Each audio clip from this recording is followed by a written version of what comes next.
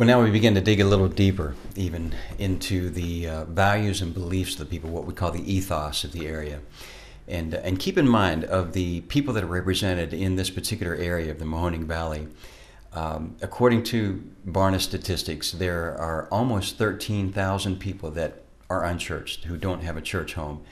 And of those people, there are over 1,400 people who are highly receptive to the gospel, and that comes from research that Dr. Tom Rainer did in the book called The Unchurched Next Door.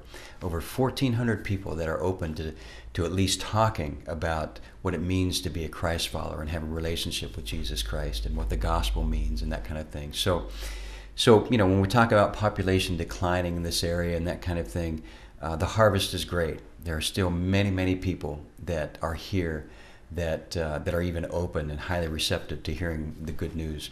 So let me talk to you a little bit about the values and beliefs of the people in this particular area of the Mahoning Valley.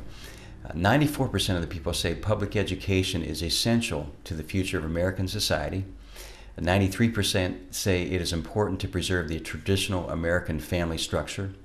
81% say the role of churches and synagogues is to help form and support moral values. 85% say they believe there is a God. 64% say God is actively involved in the world, including nations and their governments. And then 33% are strongly involved in their faith. 36% are not involved with their faith. Now, in terms of the top three denominational preferences of the people in this area of the Mahoning Valley, Catholic was number one at 31%. And incidentally, this was much higher than the national average. The second highest was Methodist at 12%, and the third highest was Lutheran at 10%. Now, of the households that, if they were looking for a church, these are the things they would likely express as the most important thing. So if a particular household or a family was looking for a church, these are the things they would look for in a church. Under spiritual development, they would look for Bible study, discussion, and prayer groups. Under personal development, they would look for marriage enrichment opportunities, and incidentally, this was significantly higher than the national average. So there's some real interest in marriage enrichment and marriage kinds of resources. Under community and social services, they would be looking for personal or family counseling and a church-sponsored day school.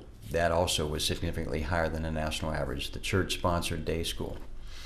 Under recreation, they would be looking for family activities and outings.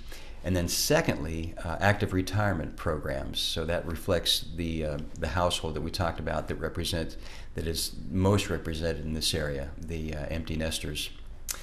And then as far as the giving to churches and charitable organizations, it's pretty much the same as the national average in this particular study area.